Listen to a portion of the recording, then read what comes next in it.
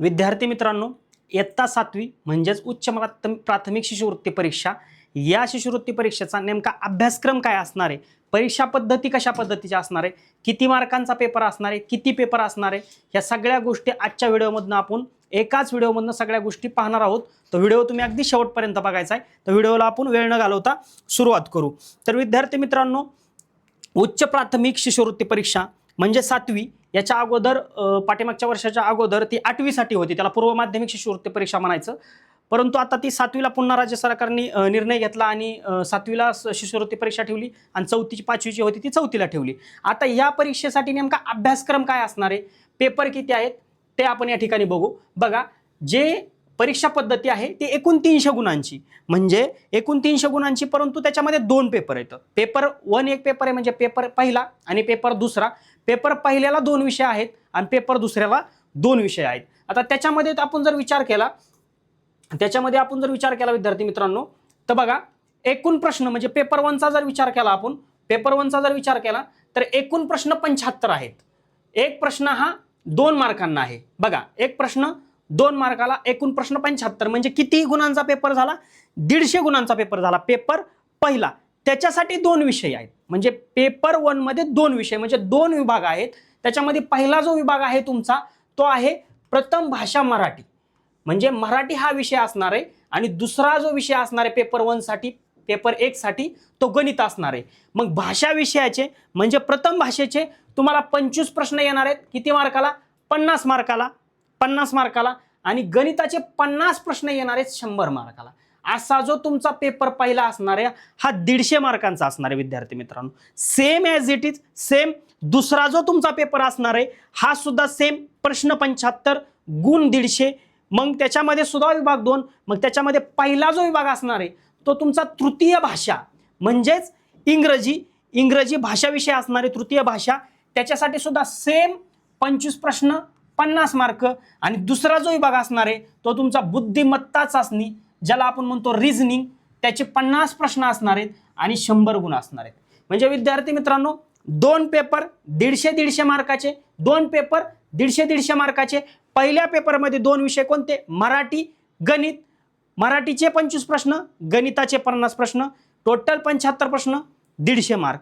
दुसऱ्या पेपरमध्ये इंग्रजी विषयाचे 25 प्रश्न, सोबत बुद्धिमत्ता चाचणीचे 50 प्रश्न, असे टोटल 75 प्रश्न, एकूण 150 मार्कांसाठी.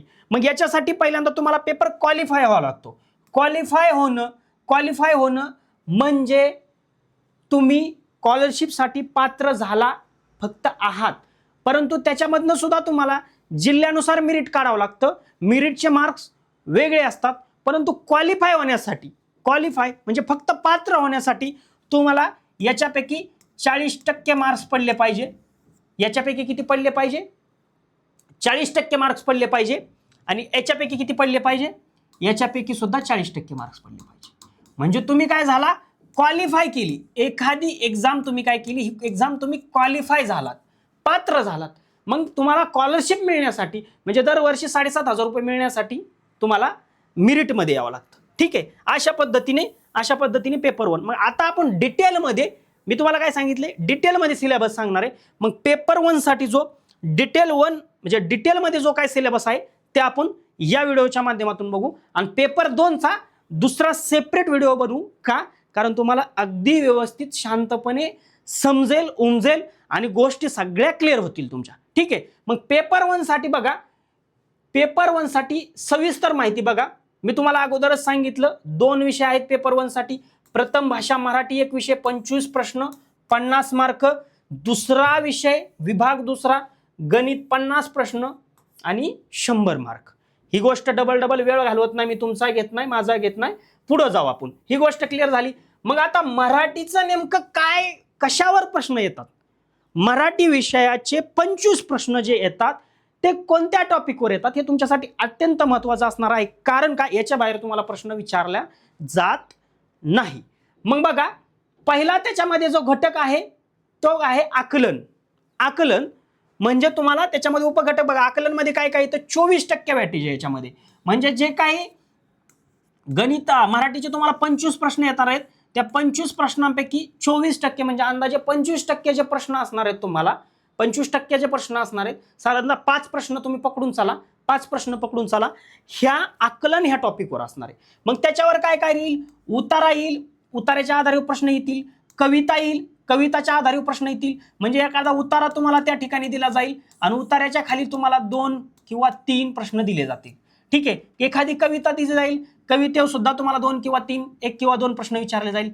सुसंगत वाक्याचा परिच्छेद दिला जाईल, संवाद आणि त्यावरील आधारित म्हणजे एखाद्या व्यक्तीचा तुम्हाला संवाद दिला जाईल आणि त्या संवादावर आधारित तुम्हाला काय प्रश्न विचारले जाईल, हे आकलन झालं. दुसरा घटक आहे शब्द संपत्ती. म्हणजे शब्द संपत्ती म्हणजे शब्द संग्रह, शब्दावर तुम्हाला प्रश्न विचारले जातील. मग त्याच्यामध्ये सोपं बघा, समानार्थी शब्द, विरुद्धार्थी शब्द, शुद्ध अशुद्ध शब्द, अलंकारिक शब्द, शब्दसमूहाबद्दल एक शब्द, वाक्यप्रचार, म्हणी आणि पारिभाषिक शब्द, याच्यावर साधारणतः 5 प्रश्न असणार आहेत. 10 प्रश्न क्लिअर झाले तुमचे. आकलन म्हणजे उतारा असेल, कविता असेल, संवाद असेल, वाक्याचा सुसंगत वाक्याचा परिच्छेद असतील, याच्यावर 5 प्रश्न, विरुद्धार्थी, समानार्थी, अलंकारिक, शुद्ध अशुद्ध, वाक्यप्रचार, म्हणी, पारिभाषिक शब्द, याच्यावर साधारणतः 5 प्रश्न असतील तुम्हाला. पुढे बघू आपण. पुढे दुसरा पाठ बघायच्या मध्ये काय घटक आहे? तिसरा घटक कार्यात्मक व्याकरण.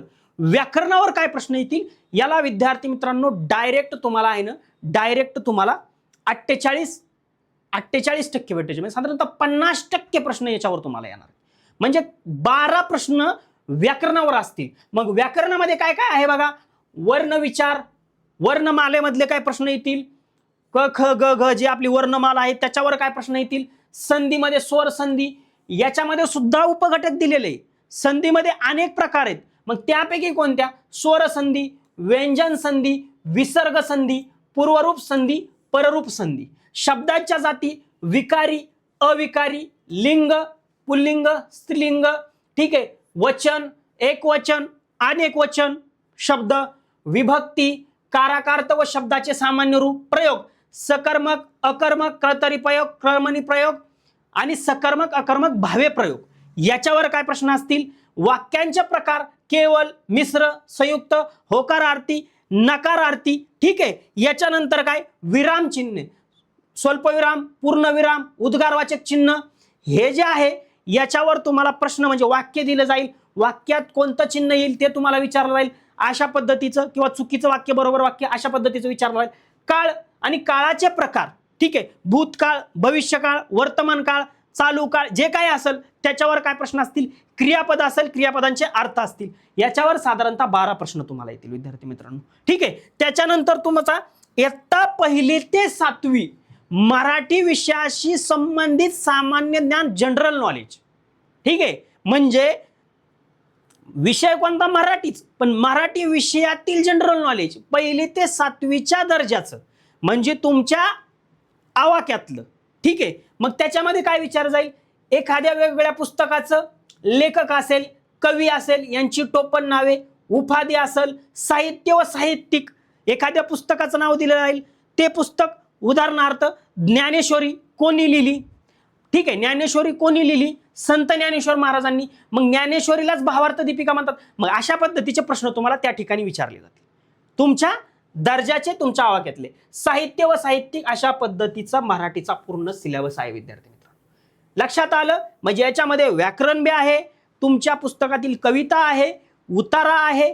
म्हणजे साधारणतः उतारा म्हणजे आपले हातचे मार्क राहतात, हातचे मार्क राहतात, 5 मार्क फिक्स झाले. त्याच्यानंतर तुम्हाला म्हणी, वाक्यप्रचार, समानार्थी, विरुद्धार्थी, याच्यावर 5 मार्क फिक्स झाले. ठीक आहे. 12 प्रश्न व्याकरणावर फिक्स झाले आणि 2 ते 3 प्रश्न या जनरल नॉलेजवर, मराठी विषयाचं सामान्य ज्ञान. क्लिअर झाली गोष्ट? पुढे बघू आपण विद्यार्थी मित्रांनो. मग संख्या ज्ञान. आता मराठी विषयातला दुसरा विभाग. पहिला विभाग क्लिअर झाला मराठी. 25 प्रश्नांसाठी मराठी विषयाचं काय विचारलं जाईल, काय विचारलं जाईल हे तुम्हाला मी सांगितलं. आता पहिल्या पेपरमधले 25 प्रश्न झाले, 50 मार्क तुमचे पक्के झाले. मग उरलेल्या 50 प्रश्न 100 मार्कांसाठी काय येणार? मग गणित विषयाचं विचारलं जाईल. मग गणित विषयामध्ये पहिला जो घटक आहे तो आहे तुमचा संख्याज्ञान. संख्याज्ञान मग त्याच्यामध्ये काय काय, समसंख्या कशाला म्हणतात, समसंख्या, विषम संख्या, मूळ संख्या, संयुक्त संख्या, सहमूळ संख्या, जोडमूळ संख्या, त्रिकोणी संख्या आणि रोमन संख्या चिन्हे. त्यानंतर नैसर्गिक संख्या, पूर्ण संख्या, पूर्णांक संख्या, परिमेय संख्या, परिमेय संख्या, त्यावरील क्रिया, संख्या रेषा. संख्या रेषा माहिती आहे तुम्हाला, ठीक आहे, संख्या रेषा. अशा पद्धतीचे त्याच्यावर काय प्रश्न विचारले जातील, 8% वेटेज आहे. म्हणजे थोडक्यात 10 मार्क याच्यामधनं येणार आहेत. ठीक आहे, 8 ते 10 मार्क पक्के, 8 मार्क याच्यामधनं येणार आहेत. म्हणजे 4 प्रश्न ह्या टॉपिकवर येणार आहेत. ठीक आहे, 4 प्रश्न ह्या टॉपिकवर येणार आहेत. दुसरा टॉपिक कोणता आहे, संख्यावरील क्रिया. संख्यावरील क्रियावर काय प्रश्न येतील, विभाज्य, विभाजक, विभाज्यतेच्या कसोट्या, वर्ग, वर्गमूळ, ठीक आहे, लसावी, मसावी, अपूर्णांक, पूर्णांक, घातांक, गुणोत्तर व प्रमाण, ठीक आहे, चलन, काळ, काम, वेग, सरासरी, सरासरी, ॲव्हरेज. म्हणजे हे जे टॉपिक आहेत कमर्शियल थोडक्यात. मग सरासरी असेल, काळकाम असेल, चलन असेल, गुणोत्तर व प्रमाण असेल, घातांक असेल, अपूर्णांक, दशांश अपूर्णांक, व्यावहारिक अपूर्णांक, लसावी, मसावी, वर्ग, वर्गमूळ, घन, घनमूळ, विभाज्यतेच्या कसोट्या, गणितामधलं. ह्याला किती टक्के वेटेज आहे, 18%. म्हणजे 9 प्रश्न ह्याच्यावर येणार आहेत तुमचे. ठीक आहे, 9 प्रश्न झाले, 9 4 13 प्रश्न झाले तुमचे. ठीक आहे, पुढचं बघू. राहिलं काय, महत्वमापन. मग महत्वमापनामध्ये काय, परिमाण, लांबी, वस्तुमान, धारकता, कालमापन, नाणी, ठीक आहे, नोटा, याच्यावर प्रश्न. परिमिती, त्रिकोण, चौकोन, बहुभुजाकृती, वर्तुळ, क्षेत्रफळ, त्रिकोण, चौरस, आयत, वर्तुळाचे क्षेत्रफळ असेल. ठीक आहे, त्यानंतर घनफळ, पृष्ठफळ. ठीक आहे, याच्यावर काय प्रश्न तुम्हाला विचारले जातील. याच्यावर किती प्रश्न विचारले जातील, 16%. म्हणजे याच्यावर 8 प्रश्न विचारले जातील 16 मार्कांसाठी. ठीक आहे, मग 13 8 किती झाले, 21% झाले. ठीक आहे, त्यानंतर सांख्यिकी, मध्यमान, वारंवारता सारणी, स्तंभालेख, जोड स्तंभालेख. म्हणजे याच्यावर आलेख थोडक्यात असं पकडून आलेख दिला जाईल तुम्हाला एखादं, त्याच्यावर तुम्हाला प्रश्न आधारित विचारले जाते. 6 मार्कासाठी 3 प्रश्न. ठीक आहे, 24 प्रश्न क्लिअर झाले. पुढे बघू आपण. व्यावहारिक गणित, व्यावहारिक गणित, शेकडेवारी, बँक व सरळ व्याज, नफा तोटा, सूट, कमिशन, याच्यावर काय प्रश्न विचारले जातील विद्यार्थी मित्रांनो. संख्येसाठी अक्षर, बीजक, राशी, त्यावरील क्रिया, बीजक राशीचे म्हणजे हे बीजगणिताचे प्रश्न आहे. ह्याच्यावर 8 प्रश्न, ह्याच्यावर 7 प्रश्न. नित्य समानता, बीजक, सूत्र, वर्ग विस्तार, एकचल समीकरण, त्यावरील शाब्दिक उदाहरणे, अशावर गणिताचे तुम्हाला विद्यार्थी मित्रांनो काय प्रश्न विचारले जातील. अशा पद्धतीचं गणितावर तुम्हाला प्रश्न विचारले जातील. गोष्ट लक्षात आली तुमच्या, गोष्ट लक्षात आली की तुम्हाला गणितावर 50 प्रश्न विचारले जाणार आहेत. किती, 50 प्रश्न विचारले जाणार आहेत. 100 मार्कांसाठी विचारले जाणार आहे. आणि मराठीवर 25 प्रश्न 50 मार्कांसाठी. असा 150 मार्कांचा पेपर पाहिला आहे. त्याचा सिलेबस तुम्हाला अगदी व्यवस्थितपणे मी सांगितलेला आहे. जो पेपर दुसऱ्यासाठी जो सिलेबस आहे, जो अभ्यासक्रम आहे, तो तुम्हाला मी पुढच्या भागामध्ये सांगतो डिटेलमध्ये. कारण व्हिडिओ तुम्हाला हा सिलेबस पेपर 1चा डिटेलमध्ये समजून घ्या. त्याची जर PDF पाहिजे असेल तर कमेंट बॉक्समध्ये PDF असं सर्च करा, किंवा आमचं ई-सारथी ऑनलाईनचं ॲप्लिकेशन तुम्ही तुमच्या मोबाईलमध्ये डाउनलोड करा विद्यार्थी मित्रांनो. ई-सारथी ऑनलाईनचं ॲप्लिकेशन तुमच्या मोबाईलमध्ये डाउनलोड करा. आणि डाउनलोड म्हणजे इन्स्टॉल करा. प्ले स्टोअरला जाऊन इन्स्टॉल केल्यानंतर ओपन करा. ओपन केल्यानंतर तुमचा मोबाईल नंबर 10 अंकी टाकून रजिस्ट्रेशन करा. OTP येईल 4 अंकी, तो OTP टाका. अशा प्रकारचं कॅटेगरी होमपेज ओपन राहतं. तिथं 8वी 9वी 10वी पैकी ऑल स्कॉलरशिप सेक्शनवर क्लिक करा. खाली सेव्ह करा. सेव्ह केल्यानंतर तुम्हाला इथं टेस्ट सिरीज आणि फ्री PDF मध्ये ह्या अभ्यासक्रमाची PDF तुम्हाला 7वी स्कॉलरशिप पहिला पेपर मराठी आणि गणित याची PDF तुम्हाला मिळून जाईल.